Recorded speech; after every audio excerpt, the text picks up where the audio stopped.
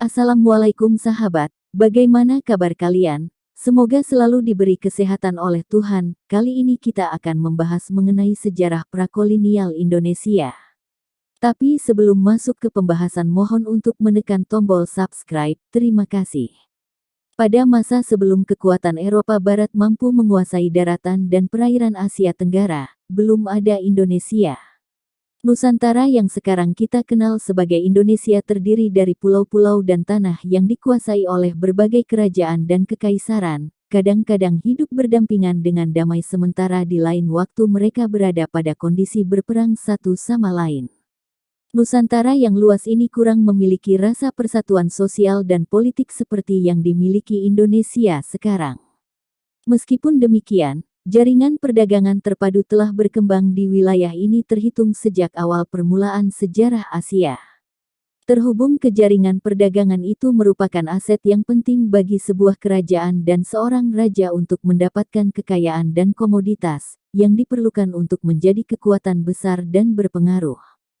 Namun, semakin global jaringan perdagangan itu, semakin banyak pengaruh asing berhasil masuk ke Nusantara, suatu perkembangan yang akhirnya mengarah pada kondisi penjajahan. Keberadaan sumber tertulis adalah yang memisahkan masa sejarah dari masa prasejarah. Karena sedikitnya sumber-sumber tertulis yang berasal dari masa sebelum tahun 500 Masehi, sejarah Indonesia dimulai agak terlambat. Diduga sebagian besar tulisan dibuat pada bahan yang mudah rusak dan ditambah dengan iklim tropis yang lembab dan standar teknik konservasi yang berkualitas rendah pada saat itu. Ini berarti bahwa para sejarawan harus bergantung pada inskripsi, prasasti di batu dan studi sisa-sisa candi kuno untuk menelusuri sejarah paling lama Nusantara. Kedua pendekatan ini memberikan informasi mengenai struktur politik zaman lama itu karena baik sastra maupun pembangunan candi adalah contoh budaya tinggi yang diperuntukkan bagi elit penguasa. Sejarah Indonesia memiliki salah satu ciri sangat khas, yaitu, pada umumnya, sejarah ini berpusat di bagian barat Nusantara khususnya di Pulau Sumatera dan Jawa. Soalnya, sebagian besar bagian timur Nusantara memiliki sedikit kegiatan ekonomi sepanjang sejarah karena terletaknya jauh dari jalur-jalur perdagangan utama seperti Selat Malaka. Maka kerajaan-kerajaan dan suku-suku di bagian timur tidak bisa menjadi kekuatan politik yang berpengaruh, suatu situasi yang sebenarnya berlanjut hingga hari ini. Prasasti tertua yang ditemukan di Nusantara dikenal sebagai Prasasti Kutai dan berasal dari Kalimantan Timur, yang tertanggal sekitar tahun 375 Masehi ketika kerajaan Kutai Martadipura berkuasa. Prasasti ini pakai bahasa Sanskerta, bahasa liturgis agama Hindu, menggunakan tulisan Palawa, tulisan yang dikembangkan di India Selatan sekitar abad ke-3 Masehi. Dalam prasasti ini 3 Raja Kutai Martadipura disebutkan, dan tulisannya menggambarkan sebuah ritual yang merupakan karakteristik Hindu kuno. Sekitar 1 abad kemudian, batu prasasti pertama yang diketahui di Jawa diukir. Prasasti ini, yang juga dalam bahasa Sanskerta, menyatakan Raja Purnawarman dari Kerajaan Tarumanegara, yang berkuasa pada abad ke-4 sampai ke-7 di Jawa Barat dan menghubungkan sang raja ini dengan dewa Hindu, Wisnu. Secara keseluruhan, prasasti ini menunjukkan bukti pengaruh besar dari agama Hindu India terhadap kalangan elit penguasa kerajaan pribumi di Nusantara. Meskipun demikian, hubungan perdagangan antara India dan Nusantara diketahui telah dibentukkan berabad-abad sebelum prasasti Kutai itu. Selat Malaka, jalur laut yang menghubungkan Samudera Hindia dengan Samudera Pasifik, telah menjadi saluran pengiriman utama untuk perdagangan lintas laut antara Cina, India, dan Timur Tengah sejak ingatan manusia. Sebagian besar garis pantai Sumatera terletak di sebelah jalur Selat Malaka itu, yang menyebabkan pedagang antara India dan China berhenti pantai Sumatera, atau di seberang, sekarang, Malaysia, untuk menunggu angin musim yang tepat yang membawa mereka ke tujuannya. Tapi diasumsikan bahwa agama Hindu dan Buddha tidak disebarkan ke Nusantara oleh para pedagang India.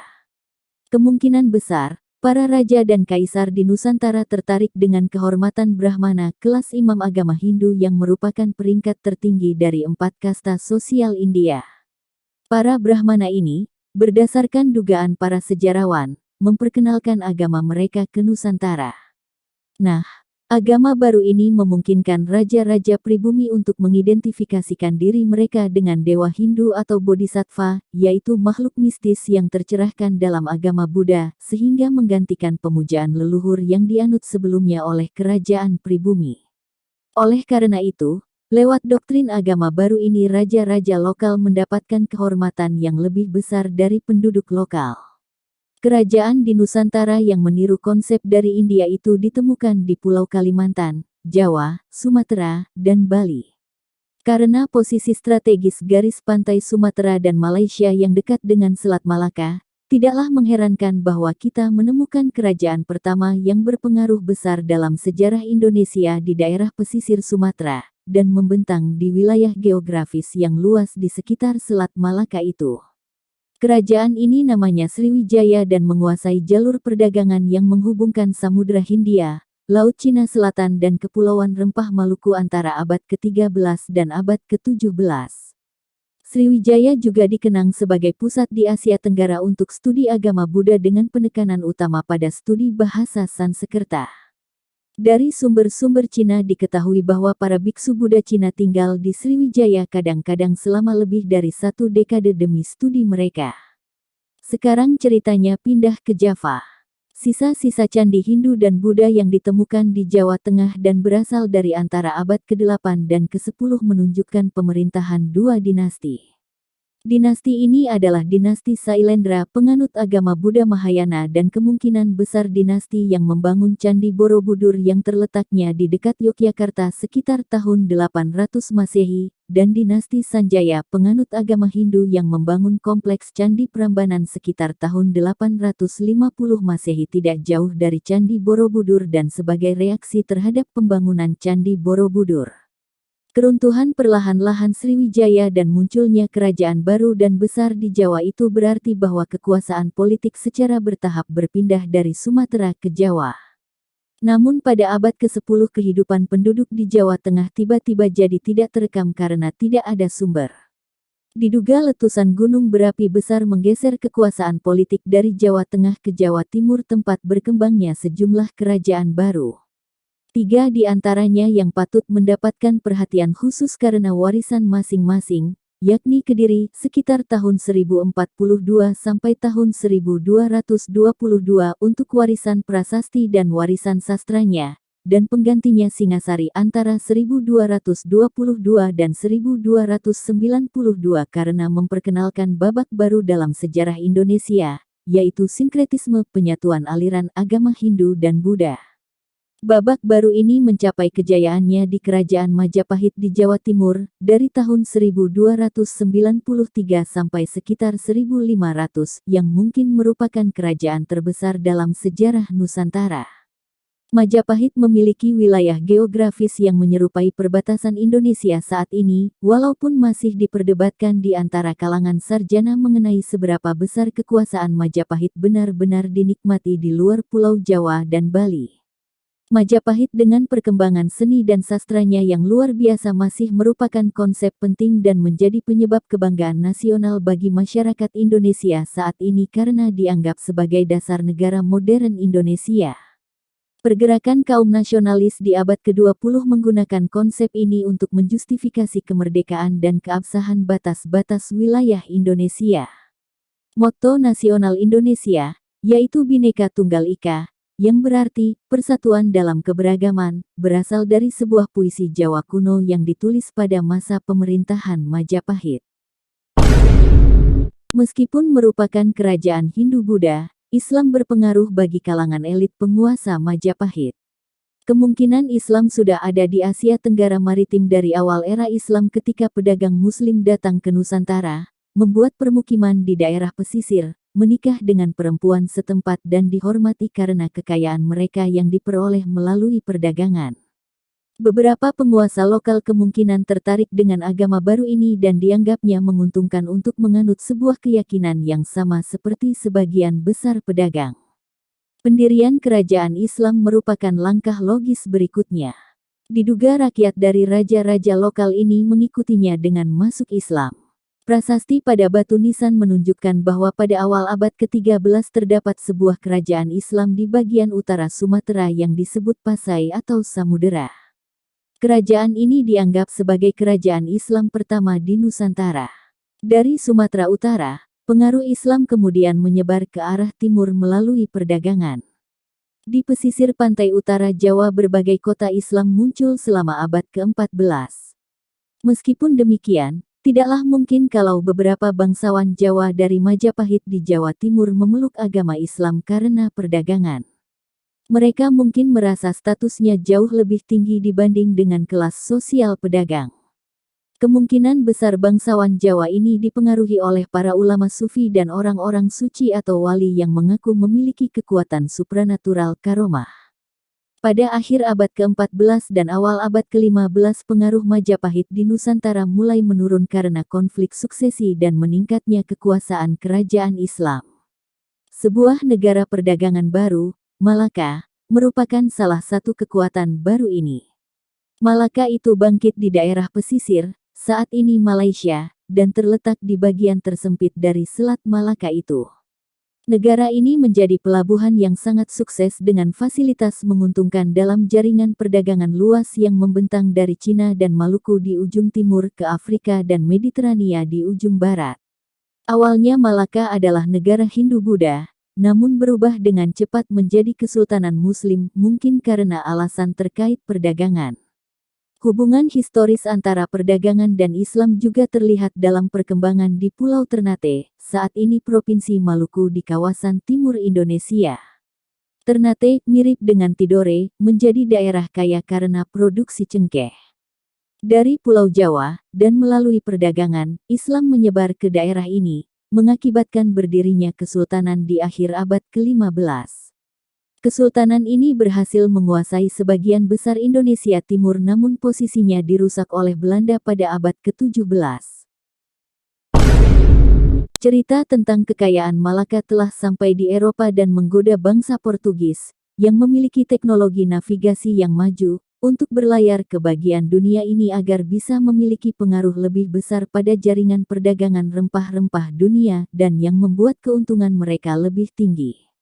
Pada 1511 Malaka ditaklukkan oleh armada Portugis di bawah pimpinan Afonso de Albuquerque. Meskipun demikian, penaklukan ini memiliki konsekuensi yang luas untuk jalur perdagangan. Malaka, yang dulu merupakan pelabuhan kaya, dengan cepat hancur saat di bawah kekuasaan Portugis. Setelah penaklukan Malaka, para pedagang segera mulai menghindari Malaka dan pergi membawa bisnis mereka ke beberapa pelabuhan lain.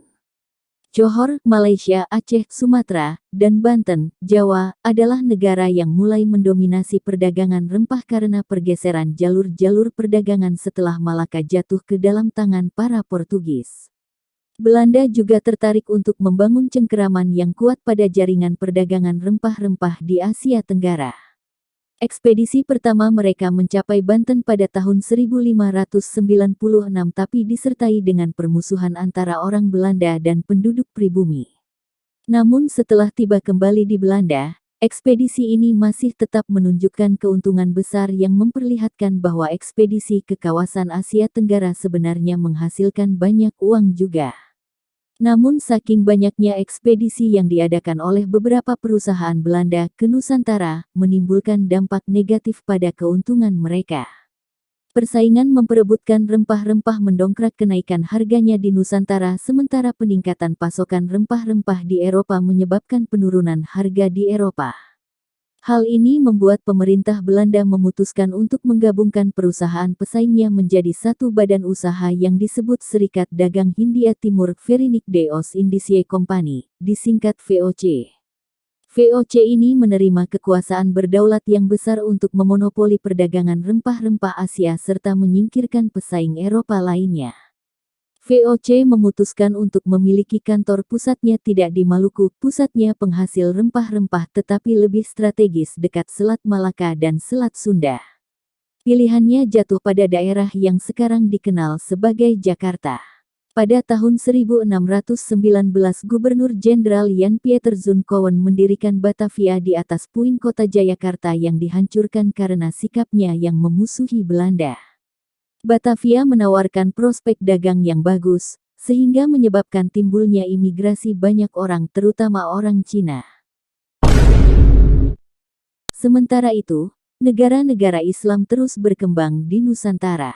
Di Aceh, Sumatera, Sultan Iskandar Muda mendirikan kekuasaan besar di awal abad ke-17, mengendalikan cadangan lada dan timah. Namun, ia tidak pernah berhasil membangun hegemoni di sekitar Selat Malaka karena Johor dan para Portugis merupakan pesaing yang kuat. Setelah pemerintahan Iskandar Muda, Aceh mengalami periode panjang perpecahan internal yang menghentikannya menjadi kekuatan penting di luar ujung utara Sumatera. Di Jawa Tengah dua kekuasaan Islam baru yang kuat muncul di paruh kedua abad ke-16. Kekuasaan ini adalah Pajang dan Mataram yang, setelah melalui perjuangan panjang, berhasil menghentikan dominasi politik daerah pesisir di utara Jawa. Mataram menjadi dinasti yang paling kuat dan paling lama dari dinasti Jawa modern, dengan masa pemerintahan Sultan Agung sebagai kejayaan politik. Sultan Agung berkuasa pada tahun-tahun 1613 sampai tahun 1646 dan berhasil menaklukkan hampir seluruh daratan Jawa, kecuali Kerajaan Banten di Jawa Barat dan kota Batavia yang dikuasai VOC. Penguasaan Belanda terhadap Batavia adalah ibarat duri di mata Sultan Agung yang ingin menguasai seluruh daratan pulau. Dalam dua kesempatan ia mengirim pasukannya untuk menaklukkan kota Belanda ini tapi gagal dua kali. VOC dengan cepat menyebarkan kekuasaannya di Nusantara dan mendapatkan kendali atas produksi cengkeh dan pala di Kepulauan Banda dengan menggunakan langkah-langkah ekstrim seperti pembantaian massal. VOC terus memperluas jaringan pos perdagangannya di seluruh Nusantara. Kota dan pelabuhan yang memainkan peran sentral dalam jaringan perdagangan Belanda ini adalah Surabaya, Jawa Timur, Malaka, Malaysia Barat, dan Banten, Jawa Barat. Meskipun statuta VOC pada awalnya tidak memperbolehkannya mengganggu politik internal negara-negara pribumi, namun VOC mengakar cukup kuat dalam politik Mataram di Jawa Tengah. Setelah kematian Sultan Agung, Mataram dengan cepat merosot dan sengketa suksesi muncul sekitar akhir abad ke-17 dan awal abad ke-18. VOC memainkan taktik memecah belah dan menaklukkan yang pada akhirnya mengakibatkan pembagian kerajaan Mataram menjadi 4 bagian dengan penguasanya menjadi tunduk kepada VOC. Meskipun posisi VOC masih lemah di luar Pulau Jawa, perkembangan politik di Jawa ini dapat dianggap sebagai tahap awal penjajahan Belanda di Nusantara.